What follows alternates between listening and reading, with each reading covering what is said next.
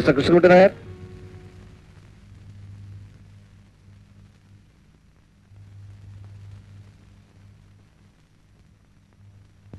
ആരാ? മിസ്റ്റർ കൃഷ്ണൻകുട്ടി നായർ, അതെ. ഹൈക്കോടതിയിൽ ഒരു ഫോർജറി കേസിന് ഗണപതി അയ്യർക്ക് വക്കാലത്ത് കൊടുത്തത് നിങ്ങളല്ലേ? അത് ഞാൻ തന്നെയാ. ഇതൊരു പോലീസ് കേസ് അല്ലെന്നും ഗണപതി അയ്യർ ഒരു പബ്ലിക് പ്രോസിക്യൂട്ടർ അല്ലെന്നും നിങ്ങൾക്ക് അറിഞ്ഞൂടെ?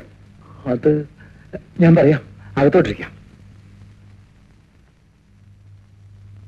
കക്ഷികളുടെ താല്പര്യം പോലെ ഇരിക്കും കേസിന്റെ ജയവും തോൽവി. നിങ്ങൾക്കില്ലാത്ത താല്പര്യം ഞങ്ങൾ കാണിക്കണം. സാറിന് മനസ്സിലായില്ല. ഞാൻ ഗണപതി അയ്യരുടെ ജൂനിയറാണ്. പക്ഷെ വളരെ കോംപ്ലിക്കേറ്റഡ് ആയിട്ടുള്ള കേസുകൾ ഞാനാണ് അറ്റൻഡ് ചെയ്യാറുള്ളത്. അഡ്വക്കേറ്റ് രാമകൃഷ്ണൻ. ഇങ്ങോട്ടിരിക്കാം. ഇരിക്കുന്നില്ല. എനിക്ക് ഡിസ്ട്രിക്ട് കോർട്ടിൽ ചില ജഡ്ജ്മെന്റ്സ് പഠിക്കാനുണ്ട്. കുറച്ച് ദിവസം ഇവിടെ കാണും. നിങ്ങളൊന്ന് മനസ്സിലാക്കണം. കക്ഷികളെ തേടിപ്പിടിച്ച് വക്കാലത്തെടുക്കേണ്ട ഗതികേട് ഗണപതി അയ്യർക്കില്ല. എനിക്ക് തീരെയില്ല. കുറച്ച് സാമ്പത്തിക എങ്കിൽ അപ്പീൽ കൊടുക്കാൻ പോകരുതായിരുന്നു. അയ്യരുടെ ഫീസ്, കോടതി ചെലവ്, അടുത്ത ആഴ്ച വരാം എന്ന് പറഞ്ഞിട്ട് നിങ്ങൾ മുങ്ങിക്കളയാനുണ്ടായത്. 2 ദിവസത്തിനകം എല്ലാം ശരിയാക്കാം. മിസ്റ്റർ കൃഷ്ണൻകുട്ടി നായർ, ഗണപതി അയ്യർ ഈ കേസ് ഏറ്റെടുത്തു എന്നറിഞ്ഞപ്പോ തന്നെ എതിർകക്ഷി ശിവരാമൻ ആകെ വരണ്ടിരിക്കുകയാണ്. പല ഭാഗത്തു നിന്നും പല രീതിയിലും പ്രഷറുണ്ടായി വക്കാലത്ത് എടുക്കാതിരിക്കാൻ.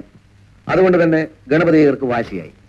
പക്ഷേ ഒരാഴ്ചക്കകം നിങ്ങൾ കാശുമായി വന്നില്ലെങ്കിൽ നിങ്ങളുടെ കേസ് കേട്ടെടുത്ത് ചവറ്റുകൊട്ടയിലെത്തി. ഇനി വല്ലതുണ്ടോ അച്ഛാ ഇവിടെ വിറ്റ് പെറുക്കാൻ? വീട് ജപ്തി ചെയ്യാൻ കടക്കാർ എപ്പോഴും വരുന്നെന്ന് അറിയില്ല. ഇനിയെങ്കിലും ഇതൊന്ന് അവസാനിപ്പിച്ചുകൂടെ? ഞങ്ങളെ തെരുവിലിറക്കാതെ അച്ഛന് സമാധാനാവില്ല അല്ലേ?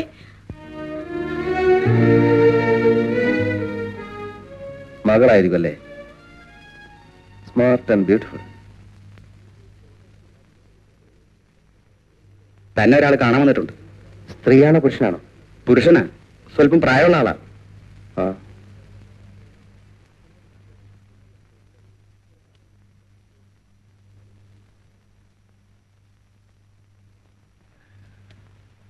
എന്താ തിരക്കിലാണോ? സാരമില്ല. എന്താ വിശേഷം? അകത്തേക്കിരിക്കാം. വേണ്ട, ഞാൻ ബാലിനോട് പറയാൻ പാടുണ്ടോന്ന് എനിക്കറിയില്ല. പക്ഷെ എന്തോ പരിചയപ്പെട്ടപ്പോ തന്നെ സ്വന്തം കുടുംബത്തിലൊരാളാണ് ബാലൻ തോന്നി. എങ്കിൽ മുഖവരെ ഒന്നും വേണ്ടല്ലോ, കാര്യം പറഞ്ഞോളൂ. കഴിഞ്ഞ 6 വർഷങ്ങളായി മനസ്സമാധാനം ഞാൻ അറിഞ്ഞിട്ടില്ല.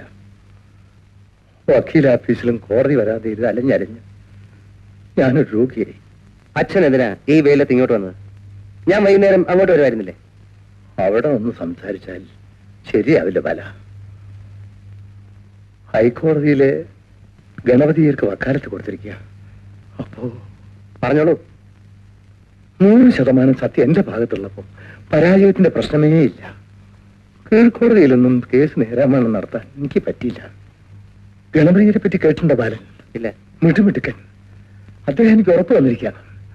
അനുകൂലമായ ഒരു വിധി എന്തായാലും കിട്ടും. പക്ഷേ തൽക്കാലം ഞാനിതൊക്കെ ബാലിനോട് പറഞ്ഞത് അന്റി അറിയണ്ട. ഇല്ല, പറഞ്ഞോളൂ. ഒരു 10,000 രൂപ ഉണ്ടെങ്കിലേ കാര്യം നടക്കും.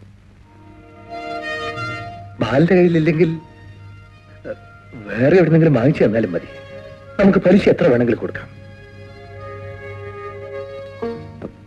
അത് ഞാൻ ബാലിനെ ബുദ്ധിമുട്ടിക്കാണോ? ചേച്ചേ, എന്നോട് ഒരു അടുപ്പം തോന്നിയതുകൊണ്ടാണല്ലോ ചോദിക്കുന്നത്. പക്ഷെ ഇത്രയും പണം പെട്ടെന്നാരും കൈവായ്പയല്ല. പ്രശ്നമല്ല. ഒരു പ്രോപ്പർട്ടി പണയം വെച്ചാൽ എവിടെന്നെങ്കിലും പണം കിട്ടാൻ സാധ്യതയുണ്ടോ? അത് ഞാൻ ബാലിനെ വിഷമിപ്പിക്കലാവില്ലേ? പിന്നെയും അത് തന്നെ പറഞ്ഞാലോ. എവിടെ പണയം വെക്കാം അത് പറ. പ്രോപ്പർട്ടി ഉണ്ടെങ്കിൽ പിന്നെ ബാക്കിയൊക്കെ ഞാൻ ഏർപ്പാട് ചെയ്തോളാം. ഈ ഉപകാരം ഞാൻ ഒരിക്കലും മറക്കില്ല ബാല. എന്നെ ഇങ്ങനെ അന്യനായിട്ട് കാണുന്നത് എനിക്കിഷ്ടമല്ല.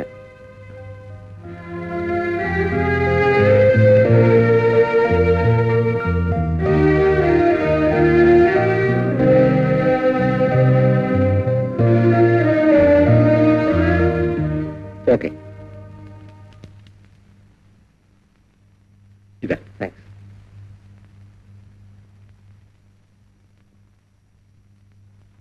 ശരി. അനിതി എവിടെ? അവൾ അടുക്കളയിൽ നിന്ന് കഴിച്ചോളാം. ഇന്ന് വിളിക്കാവളെ.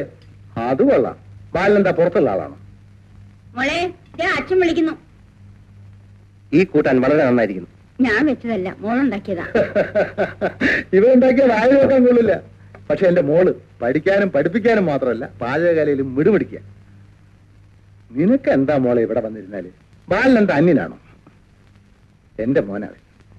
ഇന്നത്തെ കാലത്ത് ഇത്രയും സ്നേഹമുള്ള ചെറുപ്പക്കാരനെ മഷിയിട്ട് നോക്കിയാൽ കാണില്ല. ആ ബാലേട്ടൻ കുറച്ച് ഊറ് വിളമ്പിക്കൊടു. മതി, ഒരുപാട് കഴിച്ചു. എന്റെ ഒരു സന്തോഷത്തിനാ. കുറച്ച് നോക്കി നിൽക്കാതെ വിളമ്പ് മോളെ. മതി മതി.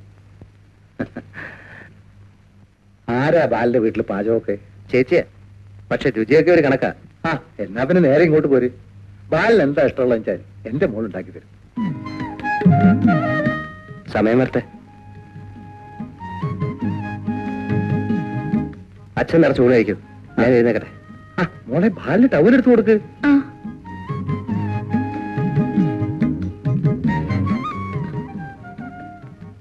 അച്ഛന് വലിയ ഇഷ്ടായിരിക്കാണല്ലോ ആളിനെ. ഇഷ്ടപ്പെടാതിരിക്കാൻ കാരണമൊന്നുമില്ലല്ലോ. എനിക്കെന്താ ഒരു കുറവ്? എം എ കാരനല്ലേ, സൽസ്വഭാവിയല്ലേ, സ്മാർട്ട് അല്ലേ, കണ്ടവന സൗന്ദര്യല്ലേ? 2000 രൂപ ശമ്പളവും അല്ലേ? ഏ? ഓ, അതോ അത് അച്ഛനും അമ്മയ്ക്കും എന്നെ പറ്റി ഒരു മതിപ്പുണ്ടാവാൻ ഞാനൊരു നുണ പറഞ്ഞതാ. അച്ഛന്റെ മനസ്സിൽ എന്തൊക്കെയുണ്ട്? എന്ത്? ആവോ എനിക്കറിയില്ല. ചിലപ്പോ സുന്ദരനും സൽസ്വഭാവിയുമായ ഒരു എം എ കാരനെ കൊണ്ട് മകളെ കെട്ടിക്കുന്ന കാര്യമാവാം. പിന്നെ ആരെ?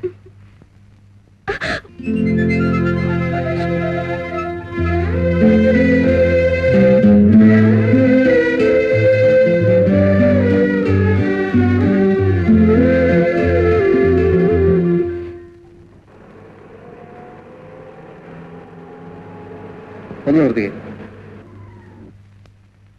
ഹലോ, ഒരു സംശയം ഉണ്ടായിരുന്നു. MG കോളേജ് പഠിച്ചിട്ടുണ്ടോ? ഇല്ല. പക്ഷേ കണ്ടതായി നല്ല ഓർമ്മ. എന്നെ മനസ്സിലായോ? വീട്ടിൽ വന്നിരുന്നു അഡ്വക്കേറ്റ് രാമകൃഷ്ണൻ. ടീച്ചറാണെന്ന് അച്ഛൻ പറഞ്ഞു. എവിടെയാ സ്കൂള്? ഇവിടെ അടുത്താ. സമയം കാറുണ്ട്, ഞാൻ ഡ്രോപ്പ് ചെയ്യാം. താങ്ക്സ്.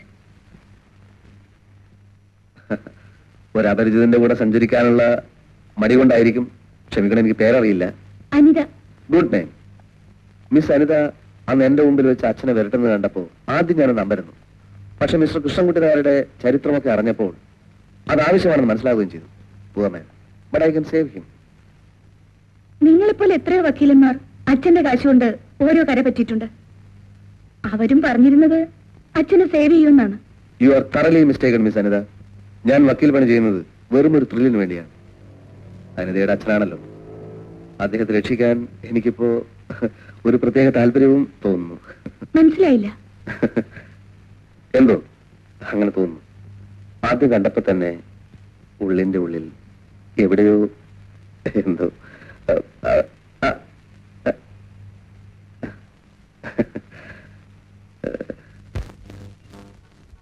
സാർ, ധനലക്ഷ്മി വന്നിട്ടുണ്ട്. 5 സീരീസ് 17 ലക്ഷം രൂപ. ധനവർഷം വന്നിട്ടുണ്ടോ?